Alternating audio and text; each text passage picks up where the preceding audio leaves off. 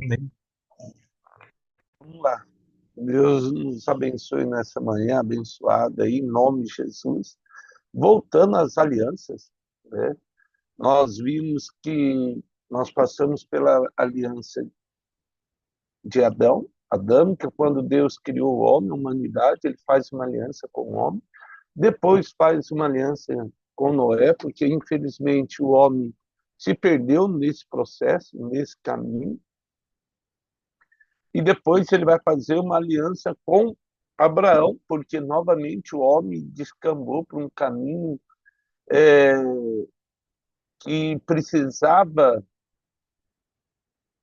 não, e é uma coisa interessante que não só com o povo de Israel, mas a gente vê isso, depois a gente vai ver isso, porque Deus já ia tratando com outros povos a respeito da presença dele. É o caso de Melquisedeque, que quando Abraão vai dar o dízimo, ele vai dar o dízimo da conquista dele, das vitórias ali, dos reis,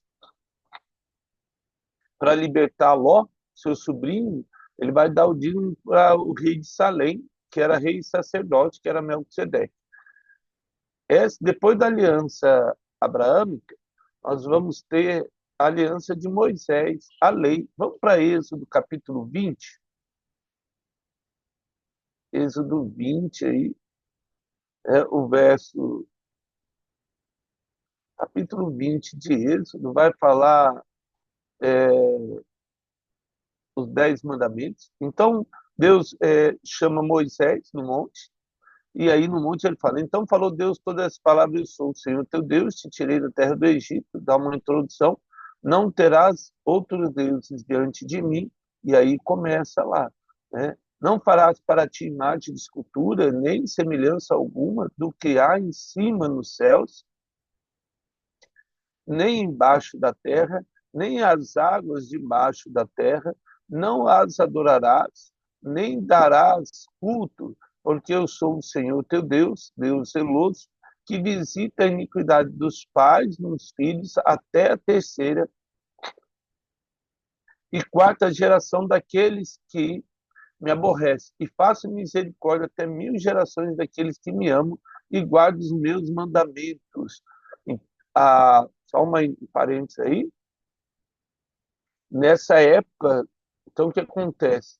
A Deus permitia que Satanás visitasse aqueles que tinham uma dificuldade, um pecado, né? Até a terceira e quarta geração, aqueles que praticavam, seja qualquer um dos mandamentos lá, a questão da honra, a questão da mentira, a questão da cobiça, do adultério, do assassinato, todo aquilo que a lei mandava. Se alguém fizesse isso, até a quarta geração poderia ter uma visita desse mesmo demônio. Mas e isso a gente vai ver quando é, a mentira ela vai até ser quebrada na vida de Abraão. Abraão mentiu com relação a Sara, depois Isaac mentiu com relação a Rebeca, depois, né, Jacó vai mentir com relação a Isaac, de ser Saul, Esaú, né, quando ele na verdade era Jacó, vive sob mentiras, e os filhos dele aí vão mentir a respeito de várias coisas, com exceção de José. Ele quebra esse ciclo na família de Jacó. Então ele para a mentira ali. Além disso, nós vamos ter essa questão de Deus visitar até 1000 gerações, abençoando aí para mudar essas famílias. Não tomarás, o verso 7, o nome do Senhor teu Deus em vão, porque o Senhor não terá por inocente que tomar o nome do Senhor em vão. Lembra-te do dia de sábado para santificar, 6 dias trabalharás e farás toda a obra. Lembra que nesse momento em que a lei foi escrita, é uma coisa interessante. Não era o propósito de Deus essa aliança com Israel. Quando eles chegam no Monte Sinai, eles veem a, o, um monte pegando fogo, trovão, um monte de coisa ali, não pegando fogo, né? Os raios, o barulho, tudo, as nuvens. E aí Deus, Moisés falou: vamos, subamos e vamos falar com Deus. E o povo falou: não, Moisés, fala você, depois você pode ler isso. Fala você, porque se nós subirmos, nós vamos morrer. Moisés ficou muito triste, subiu. Depois, ali, por causa do pecado desse povo, 3.000 pessoas morreram. O propósito de Deus ali era fazer uma aliança com o povo de Israel. O povo de Israel não quis essa aliança. Pior, eles vão falar: não, fala você. E o que Deus mandar, a gente vai fazer. Novamente, o engano do homem achando que pode fazer alguma coisa. Então Deus falou: tá bom, vou te dar 10 mandamentos aí. E não conseguimos vencer nem 10 mandamentos. Os mandamentos de Deus, eles são outro níveis, né? Quando Jesus vem, o mandamento, a régua vai subir ainda mais, porque antigamente você tinha que fazer o ato. Agora, só de você pensar já era pecado, né? Se você pensou mal de alguém, já era um assassinato aí. Se você teve cobiça por qualquer coisa, já é pecado. Mas no sétimo dia, o Senhor Deus não farás nenhum trabalho, nem tu, nem teu filho, nem tua filha, nem teu servo, nem tua serva, nem teu animal, nem os forasteiros da tua porta para dentro. Pensa uma coisa importante, ó. Ele instituiu um dia de descanso. Ali nós tínhamos até então, a lei de tabelião, né? Olho por olho, dente por dente. Ou seja, se alguém fizesse alguma coisa, você tinha que cobrar na mesma moeda. Deus já vai direcionando o povo de Israel para um outro nível aí. O cuidado até com o forasteiro, o descanso, não era para o Senhor apenas, era para o servo também.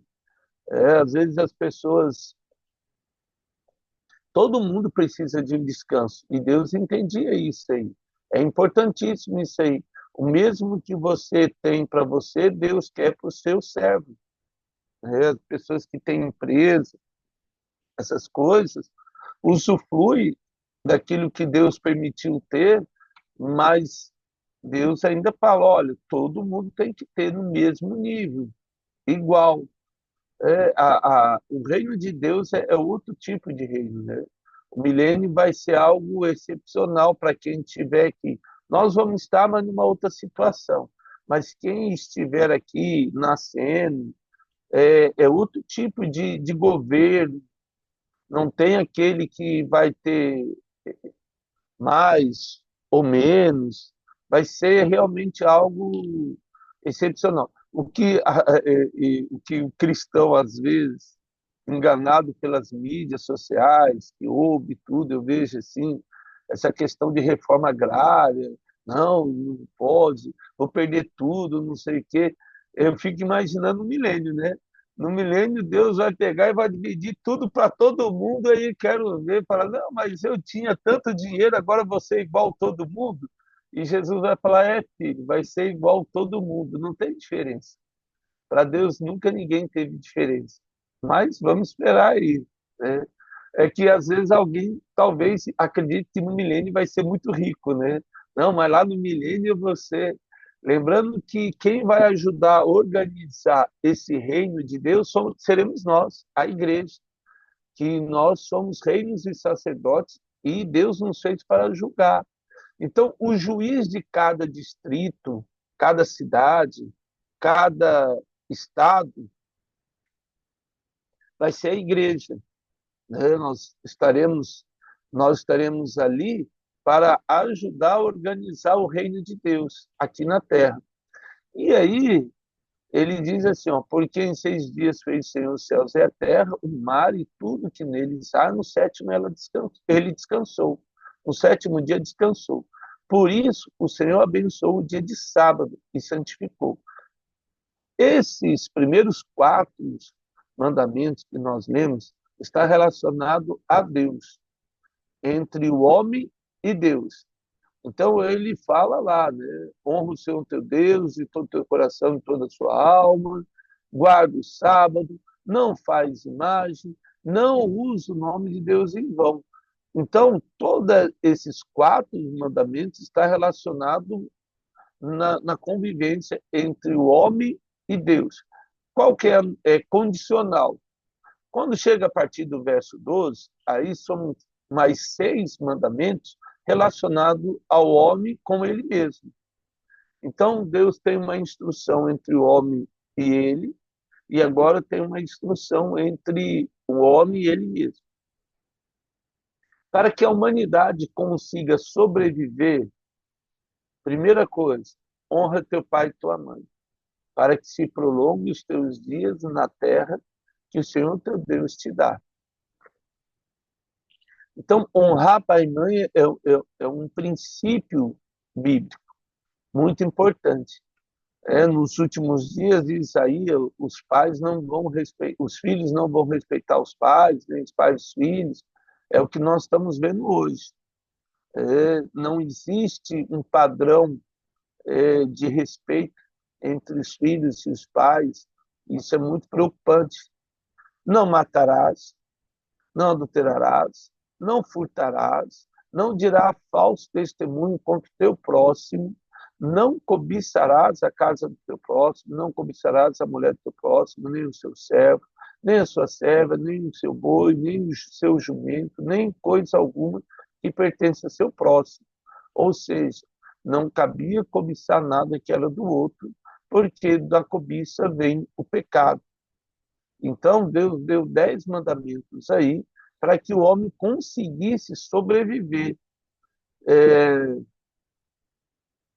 Infelizmente, nós vimos aí que todos esses que foram citados aí, de alguma maneira, nós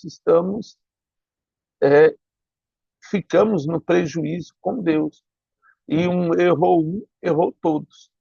Né? E Deus nos alerta com relação a isso. Tudo que o cristão faz, essa questão da santidade, é para que ele possa viver melhor na terra.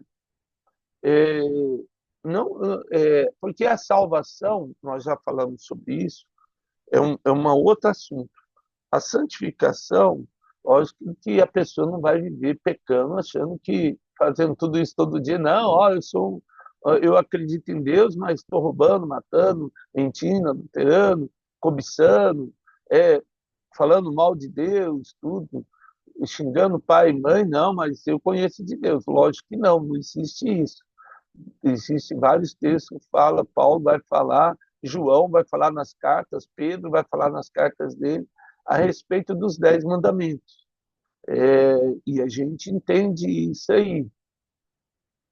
Mas Deus queria mostrar para o homem que se ele quisesse viver bem, esse seria o caminho. Quando chega no verso 18, vamos lá. Todo o povo presenciou os trovões e os relâmpagos refulgentes. O povo, observando, estremeceu e ficou de longe. E disseram a Moisés: fala-nos tu e te ouviremos.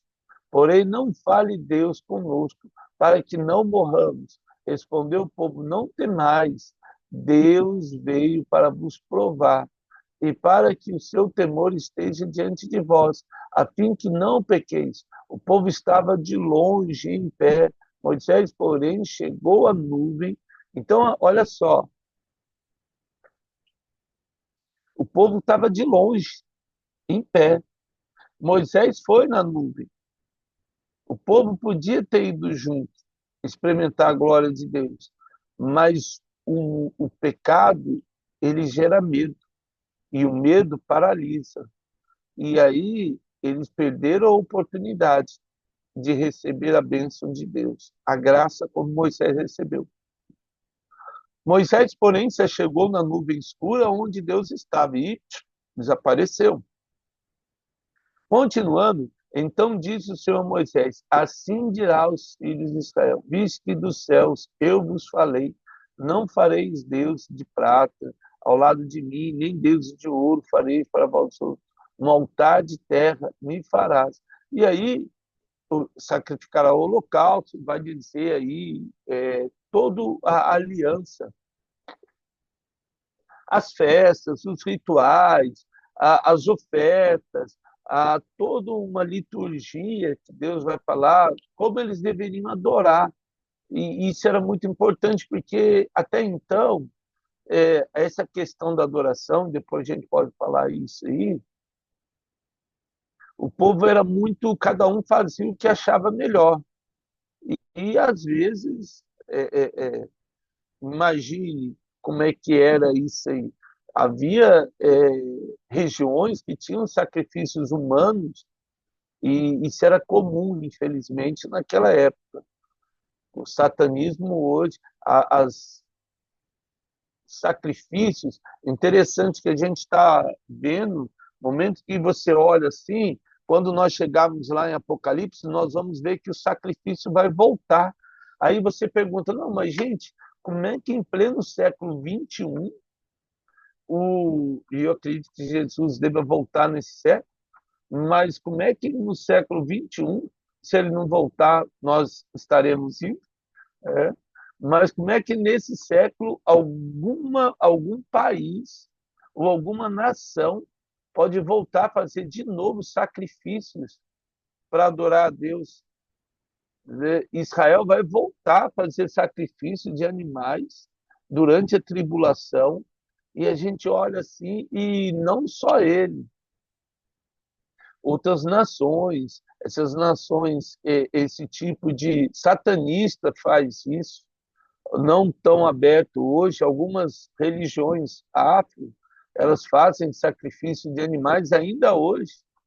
É, e então a gente vê assim que isso não é tão difícil de acreditar, que alguém ainda possa querer buscar Deus através da morte de um outro ser. Deus, Jesus já morreu na cruz por isso. Qualquer tipo de sacrifício hoje é engano de Satanás. Mas aí, esse. Depois você pode ler até o capítulo 23, vai falar sobre a aliança de Moisés. Essa aliança aí, vamos para Deuteronômio 30, era uma aliança condicional. Ou seja, você seria abençoado se você fizesse isso aí.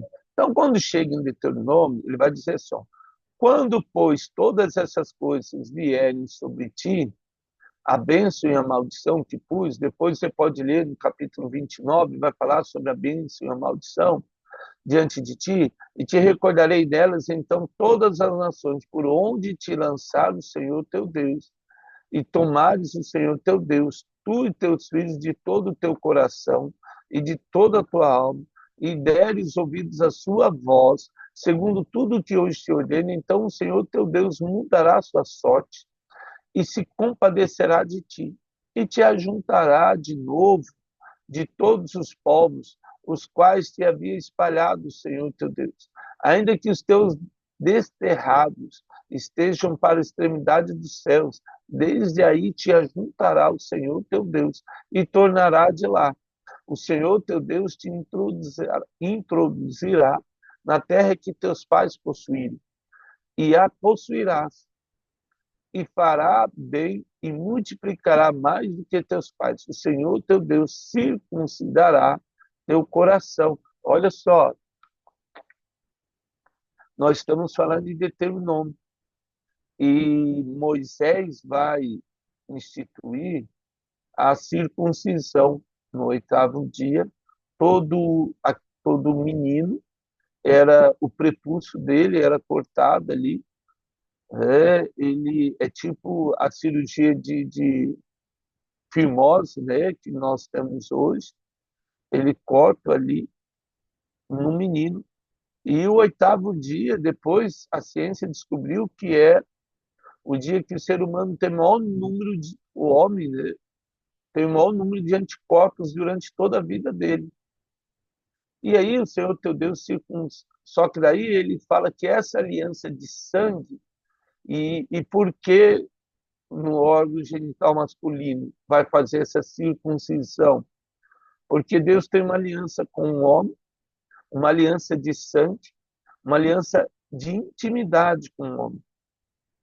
O diabo é tão maldito que o povo do Talibã, entre outras do Islã, radicais lá, circuncidam, mutilam, na verdade, as mulheres. Eles chamam de circuncisão, mas na verdade é uma mutilação.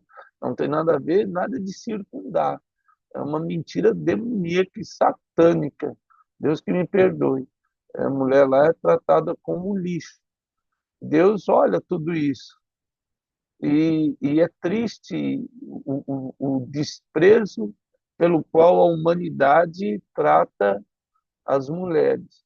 Ah, um dia Deus vai cobrar isso aí.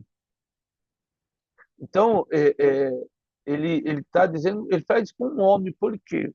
Porque você vai ler na Bíblia, no Velho Testamento, exatamente isso, que o homem tinha um papel muito importante em toda a caminhada, por vários aspectos, é, vários papéis, na verdade.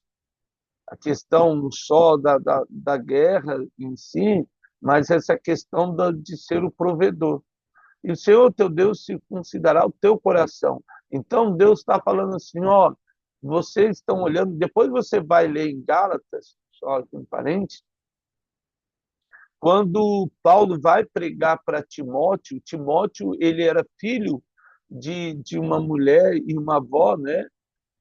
Evódia, que era a avó dele, e eram judias. E o pai parecia ser grego. A história não deixa muito claro. Mas provavelmente o pai era grego e as avós, a mãe e a avó, eram judias.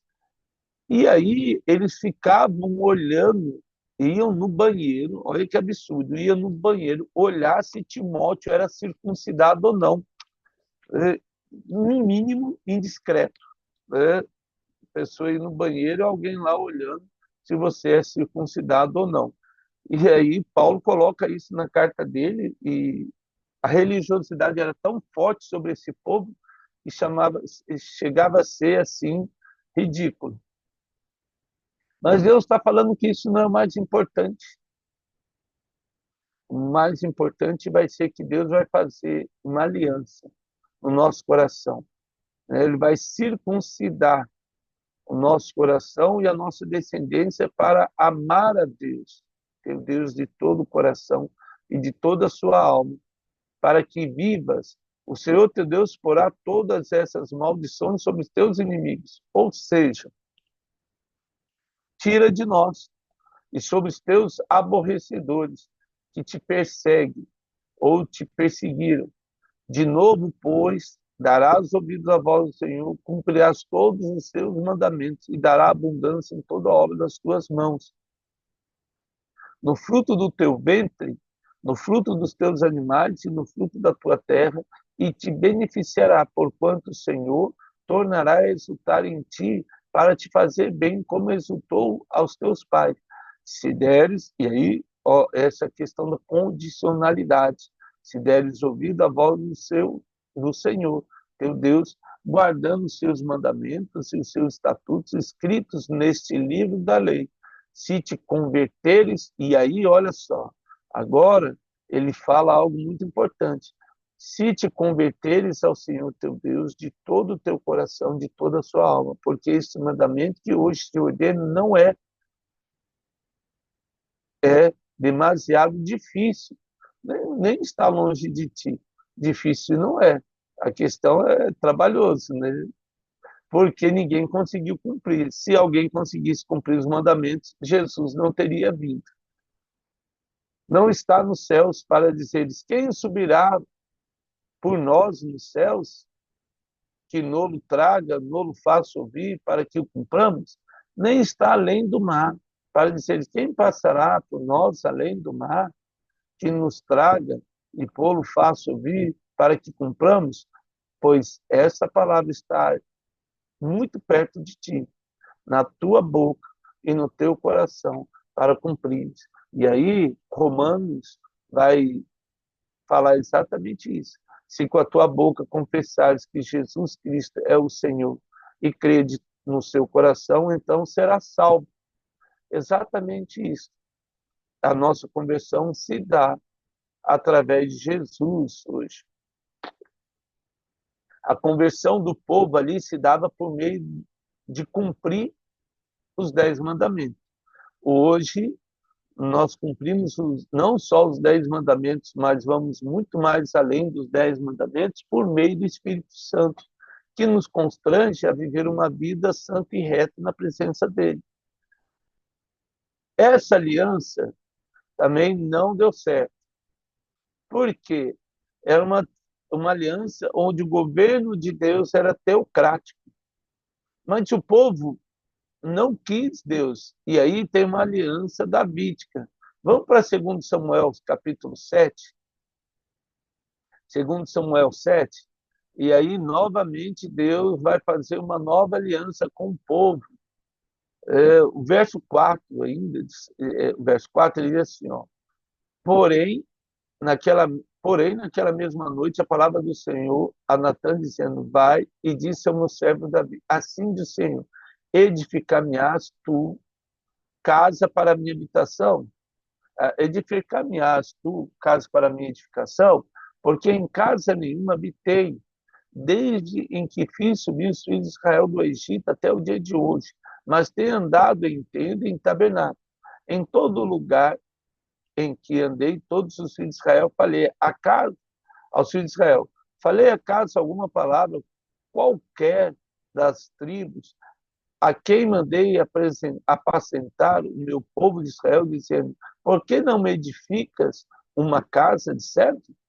Agora, pois, assim dirás ao meu servo Davi, diz o Senhor dos Exércitos, tomei-te da malhada de trás das ovelhas para fosses príncipes sobre meu povo, sobre Israel, e fui contigo por onde quer que andaste. Eliminei os teus inimigos diante de ti e fiz grande o teu nome, como só os grandes têm na terra. Preparei lugar para o meu povo, para Israel, e plantei para que habite no seu lugar, e não mais seja perturbado, e jamais os filhos da perversidade o aflijam como dantes. Desde o dia em que mandei que houvesse juízes sobre o meu povo de Israel, dar-te-ei, porém, descanso de todos os teus inimigos, também o Senhor te faz saber que ele, o Senhor, te fará casa. Quando os teus dias se cumprirem e descansares com teus pais, então farei levantar depois de ti o teu descendente, falando sobre Salomão, que procederá de ti e estabelecerei o seu reino, e edificará uma casa o meu nome, e estabelecerei para sempre o trono do seu reino. Eu lhe serei por pai, e ele me será por filho. Se vier a transgredir, castigá-lo-ei com varas de homens e com açoite de filhos de homens. Mas a minha misericórdia não se apartará dele, como a retirei de Saul, a quem tirei de diante de ti. Porém, a tua casa e teu reino serão firmados para sempre diante de ti. Teu trono será estabelecido para sempre, segundo todas as palavras e conforme toda esta visão. Assim falou Natã, que era o sacerdote, a Davi.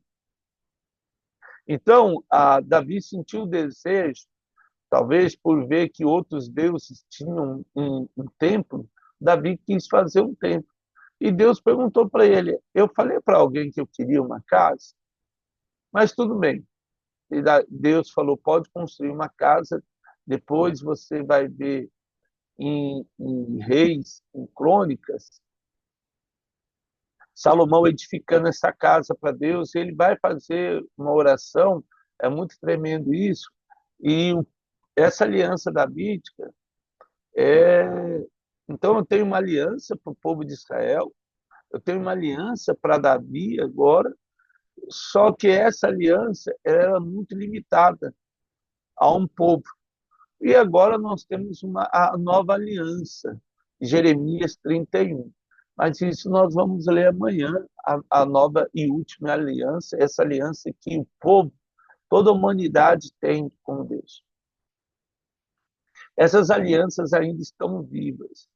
É isso que nós temos que entender. E a aliança, quando nós temos a nova aliança, amanhã a gente vai ver em Jeremias, nós vamos ver que Deus restaura aquilo que nos foi tirado, aquilo que nos foi roubado por Satanás, Deus quer restaurar nossas vidas. Amém? Ó Deus, eu quero agradecer por esse dia, pela vida, ó Pai, dos teus filhos, que o Senhor tem despertado todos os dias, todos aqueles que ouvem depois, que possamos aprender mais do Senhor, da tua graça e do teu amor, ó Pai, que a cada dia, Senhor, o Senhor venha estabelecer o seu reino sobre nós. Mais uma vez, quero pedir pela família do Gustavo, que o Senhor console, que o Senhor cuide da família do teu filho nesse tempo. A irmã Magnale também, e aqueles que os rodeiam, Pai. Que esse dia seja um dia ricamente abençoado na tua presença, que possamos ter o discernimento do Senhor, a sabedoria e viver as alianças que o Senhor já estipulou para nós, hoje e para sempre, em nome de Jesus. Amém. Amados, que Deus nos abençoe todos nós. Muito obrigado pelo privilégio de estarmos juntos aí, mais uma vez.